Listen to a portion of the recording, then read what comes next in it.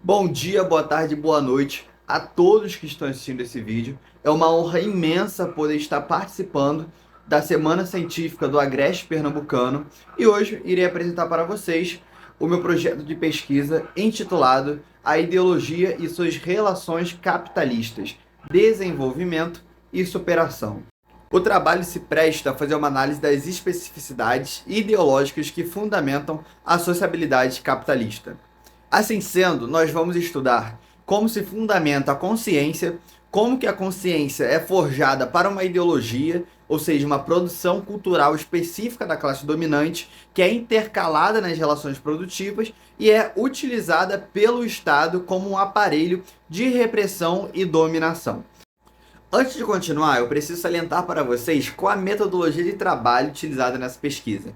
Bem, o seu método de abordagem é o dialético, no qual eu prezo pelo entendimento do ordenamento social como sendo moldável pelo antagonismo de classes e também pelo constante conflito entre dois termos. Nós veremos na relação de Estado com capitalismo, de ideologia com capitalismo no desenvolvimento da consciência e também na relação entre ideologia e direito e ideologia e racismo.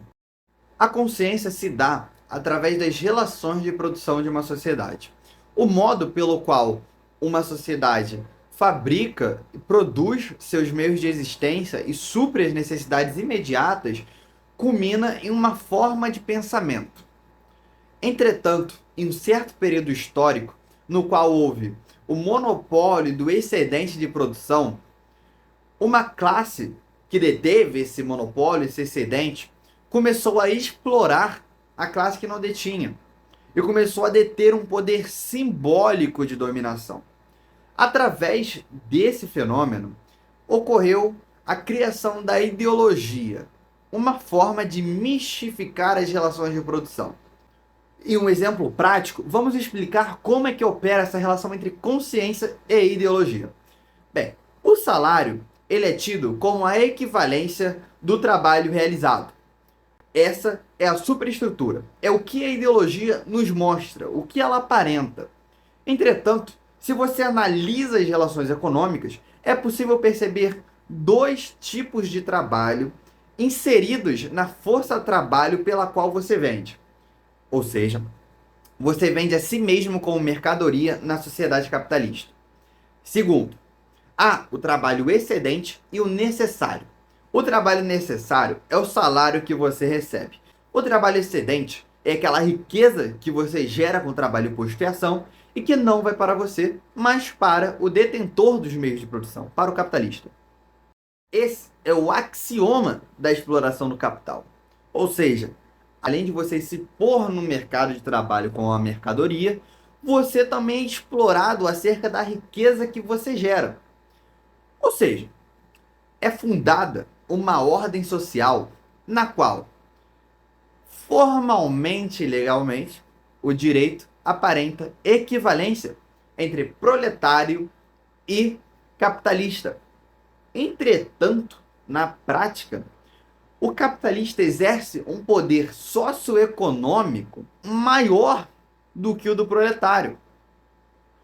E se o proletário perceber essa exploração que está sofrendo, se no processo de produção ele percebe que está sofrendo essa exploração, da mesma forma que a burguesia acabou com o antigo regime, os proletários podem exercer uma oposição e acabar com essa forma de exploração do capitalista. Então, é necessário uma maneira de mistificar essa relação e naturalizar a exploração. Ou seja, a meritocracia, por exemplo, é uma maneira de você dizer que se você está desempregado ou se você recebe mal, não é porque o sistema capitalista explora sua força de trabalho e detém métodos de coerção para tal. Nós veremos que essas formas de consciência criadas através das relações econômicas, através da produção numa sociedade capitalista, gestam tão somente uma relação ideológica de conservação dos aparelhos do capital. Em suma, a ideologia opera mistificando as relações de produção, a fim de que a classe explorada não tenha consciência da exploração. O Estado, como um terceiro poder, atua abstratamente atrás dessa oposição de classes, atrás desse antagonismo. Entretanto, na materialidade, ele, dominado pela burguesia, dominado pelas classes dominantes, dominado, melhor dizendo, pelo aparelho ideológico capitalista, no qual, apesar das mudanças de governo, apesar da mudança das formas de pensamento dos governos, do poder de Estado, a permanência da reprodução capitalista continua exercendo e continua sendo exercida e legitimada pelo Estado. Ou seja, o Estado, apesar de mudar de governantes, apesar de mudar de política, pelo jogo político, o axioma de permanecer e de conservar as relações capitalistas continua presente. E o direito atua historicamente para legitimar e amparar, além do conflito de classes, a conservação do capitalismo, a conservação da reprodução do capital. Assim sendo, a reprodução do capital somente funciona quando há um sistema todo abarcado de sujeitos de direitos com constituições jurídicas tidos como iguais, livres e aptos para requerir direitos. Entretanto, essa formalidade, como dito, não abarca as diferenças sociais.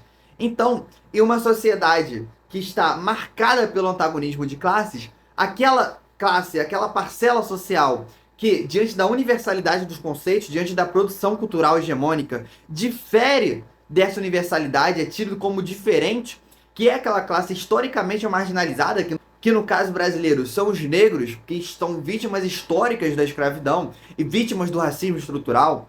Eles, tidos como diferentes nessa universalidade, nessa produção da branquitude, são os mais flagelados pelos erros jurídicos, pelos erros processuais. E isso tido como exceção do direito, pois abstratamente o direito requerer justiça, eles na verdade, em uma análise da produção econômica, são espelho da forma jurídica, são espelho da forma mercadoria, que abstratamente equivale às classes sociais, mas que materialmente as discrimina e determina a classe dominante o poder tanto do Estado, tanto da ideologia e tanto da conservação de seus interesses e da perpetuação econômica nas relações de poder. Bem, agora nós estamos de frente com um quadro disponibilizado pelo Departamento Intersindical de Estatística e Estudos Socioeconômicos que aborda as dificuldades da população negra no mercado de trabalho.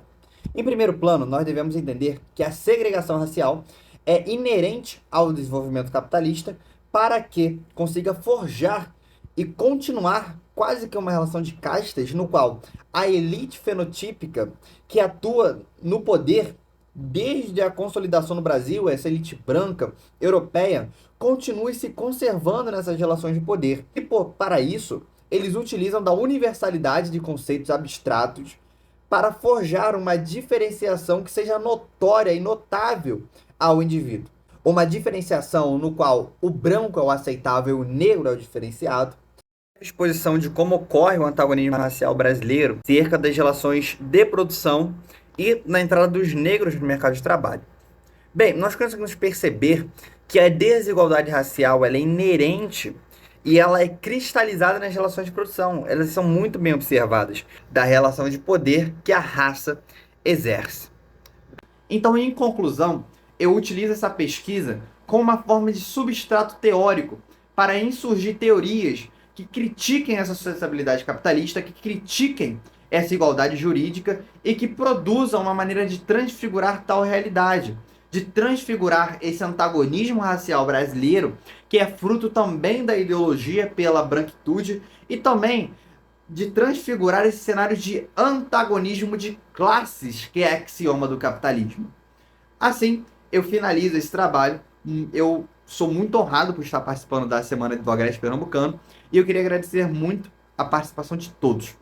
Muito obrigado por ter assistido.